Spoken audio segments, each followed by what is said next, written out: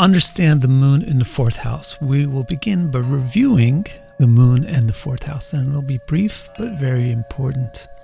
Here you can see what the fourth house physically is. It's literally the ground beneath your feet, or more accurately, the sky in the direction of the ground underneath your feet.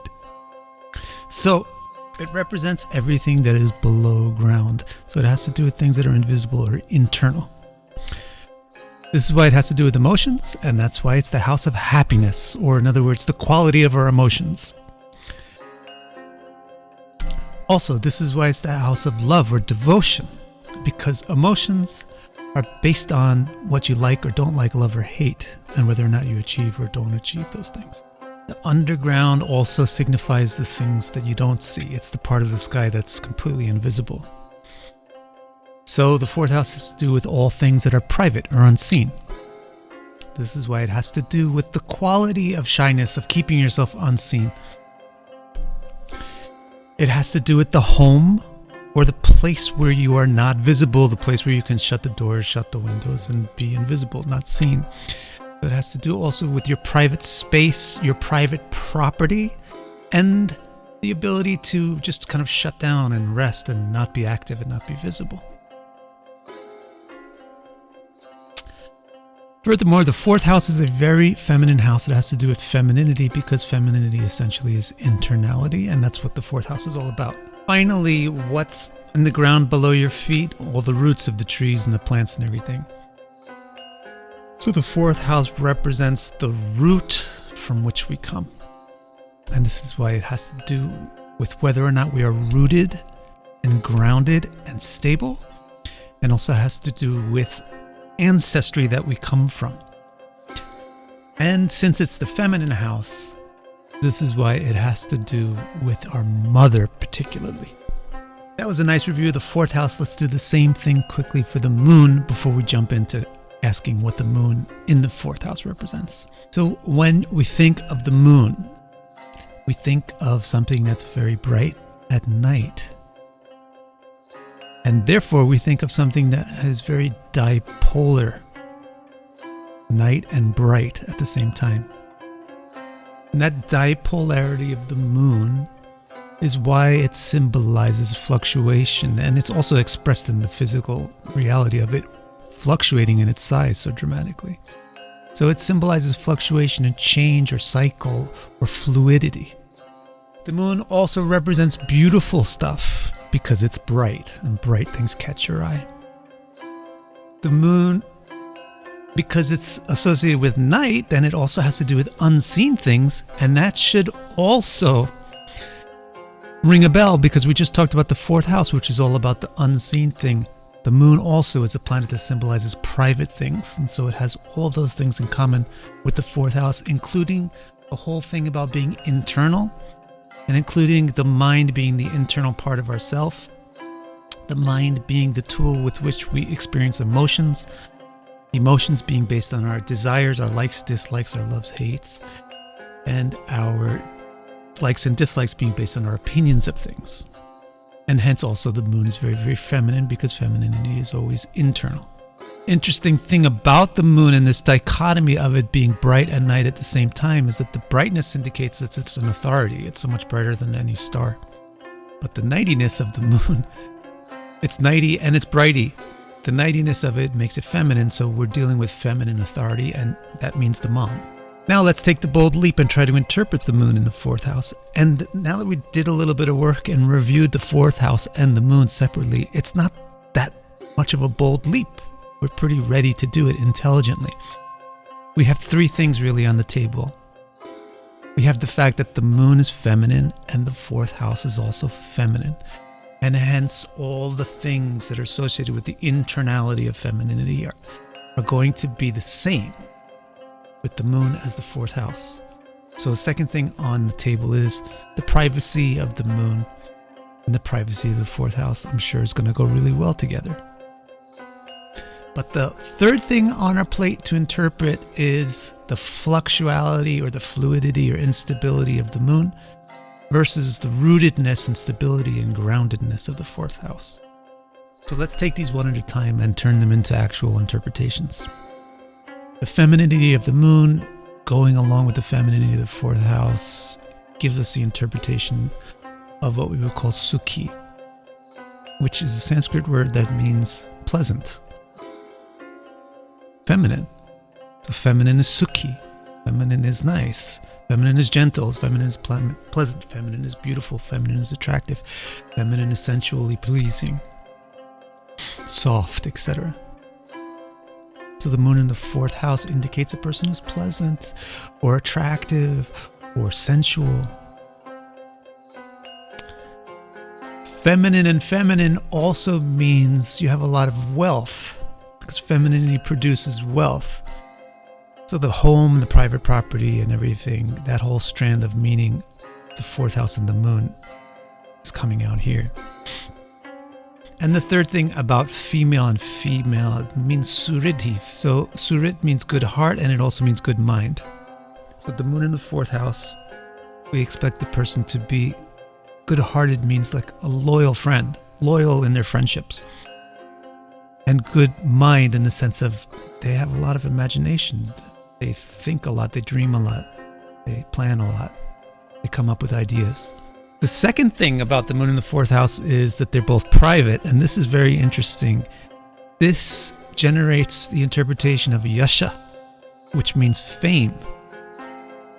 So how do you get fame from a private planet being in a private house? It might seem weird, but if you watch my videos about planets and houses or planets and signs, you see that this is a very consistent thing that happens in interpretations. If the moon is the planet of privacy and it's in the house of privacy, that means your privacy is going fine. You don't have any worries about privacy. You don't have needs for privacy. Your privacy is already taken care of. So you feel confident. You don't feel like you have to hide anything. You don't feel ashamed of anything. And that gives you the ability to disclose and be out there and visible.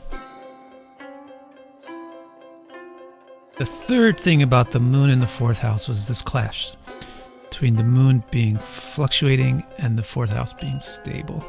This is what we would call bhog tyag.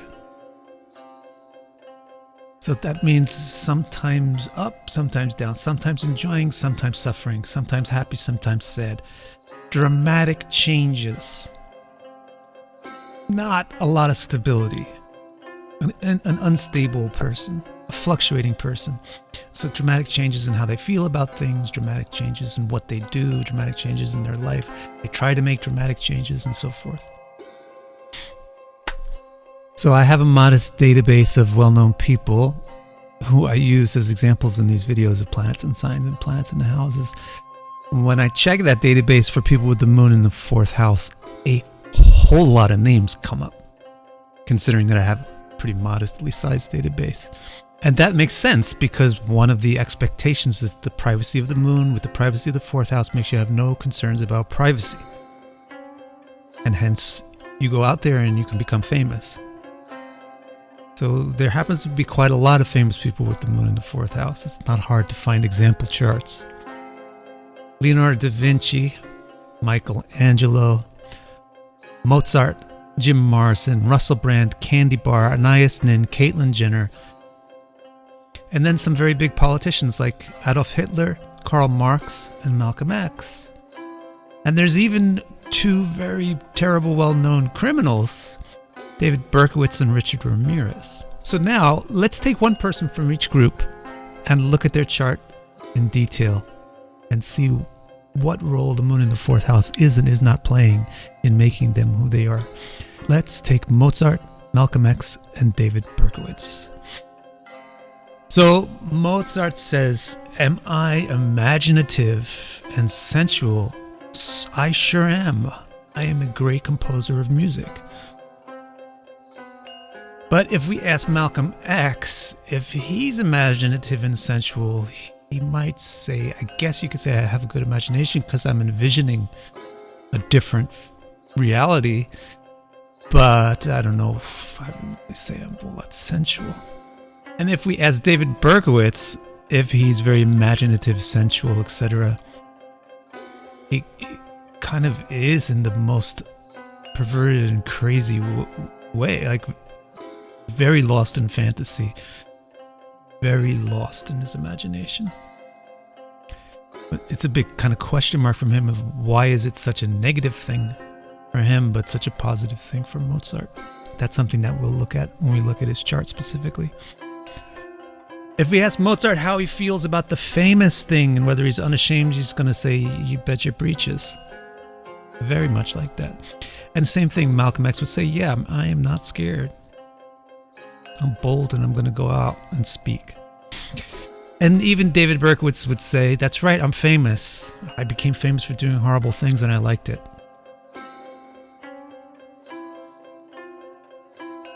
If we ask them all about the third thing, about this dramatic change, we will get some more clarity actually about what this really means. With Mozart was an extremely impractical person. He could have been extremely wealthy, but he didn't care very much about money. So that is one of the facets that should be brought out about this dichotomy of the moon being fluid and the fourth house being solid. It's going to present the dichotomy also of idealism versus practicality. So Mozart's a very good example of a person that's really sacrificing the practicality for the sake of their imagination and idealism. Also, Mozart had a very unstable body. He had very unstable health. So when we look at his chart, we'll figure out why. Malcolm X, is he very dramatic? He is so dramatic. He's very, very volatile. And David Berkowitz, is he extremely unstable? Extremely unstable. David Berkowitz wants to know, how come I got none of the good stuff of the moon in the fourth house, but all the bad versions of everything?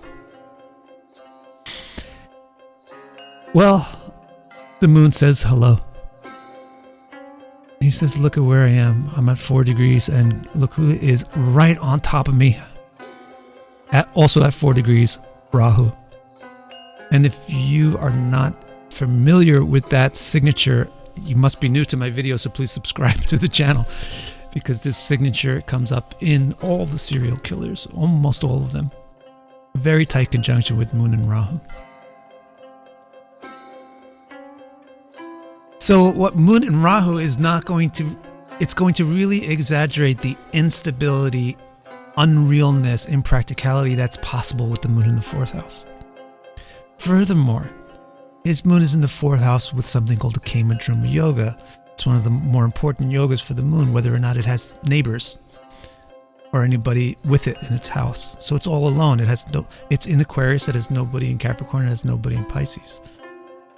Except Rahu, that is not even a planet, it's just a force.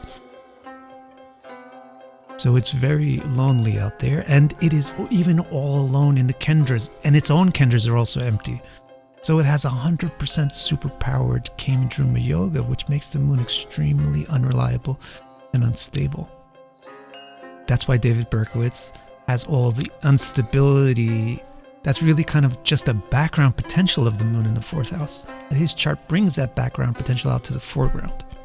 And it also doesn't help that his first lord is in the 8th house with the 8th lord. Now, Malcolm X also has a question. He says, step aside, David Berkowitz. I got a question for the astrologer. He says, you said moon in the 4th house was Surit, nice, gentle. I'm tough. I'm tough and I'm serious. I'm not gentle and sensual, so why is that? So Mars goes, bzzz, hello, look at me. I am at 6 degrees of Cancer and your ascendant is at 5 degrees of Capricorn. That means your ascendant is under the full influence of Mars. Mars is anything but Surit. Mars is anything but gentle and feminine and sensual and so forth. Also, Saturn says, bzzz, I'm over here too, and I am about 60 degrees away from the ascendant, and I have about 100% aspect on 60 degrees. So Saturn is also immensely influential from Scorpio. And then the moon says, yeah, I'm in the 4th house, but zing, I'm in Aries. in the 4th house, a martial sign. So there's nothing about Malcolm X's chart which is soft and gentle. Even his Jupiter in the 1st house is in Capricorn. And so that's why the potential of the moon in the 4th house to produce a feminine, surit, nice person isn't really there in Malcolm X. Instead, he becomes a very serious, intense, hardcore person. Mozart now walks up to the stand and says, I was really obsessed with work. I could not stop working. How come? So Virgo says hi. Virgo is your rising sign. Virgo likes to work. Also, your first lord says hi because it's in the 6th house, and the 6th house is all about work. But then Mozart says, I didn't really care that much about that. I have a more serious question. I noticed you were talking about David Berkowitz, and he had this Kama Druma Yoga that, was very terrifyingly deep. But I have the same thing, don't I? I have the moon in Sagittarius with nobody else in Sagittarius and nobody in the sign after it, Capricorn, and nobody in the sign before it, Scorpio. And furthermore, I have nobody in any of the kendras or angles to my moon, and I have nobody in any of the kendras or angles to my ascendant, except for Rahu, who's not even a planet. So I have the exact same thing that David Berkowitz has. How come I'm not like him?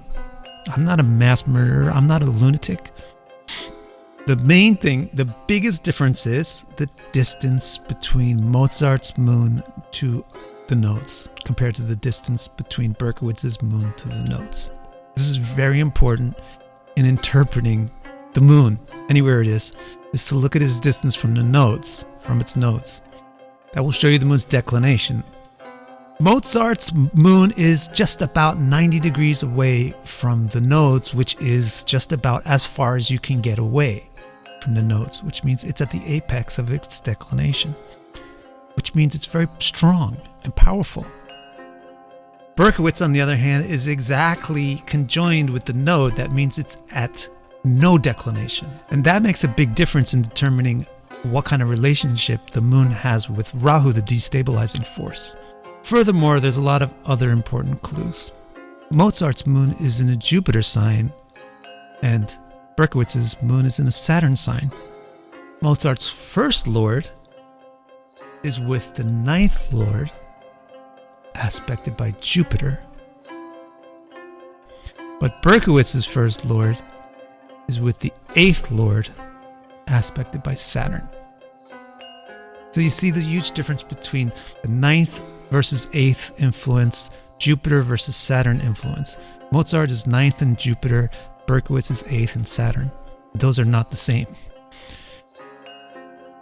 Furthermore, what you see with Mozart really, and this is the clue to why he had such bad health, because the moon in the 4th house can give a lot of instability, and that comes out in Mozart's health because he has the node right on his ascendant. And the ascendant represents the body, whereas Berkowitz has the node right on his moon, and the node and the moon represents the mind. So we can say you both have difficulty, indicated by this Kama Druma Yoga. For Mozart, it's the difficulty with your body. You died in your mid-30s. For Berkowitz, it's difficulty with your mind. You went nuts. If you want to actually have my interpretations for all of your placements in your chart, you can go to my website and order that from the charts page. It's victorcara.com/R2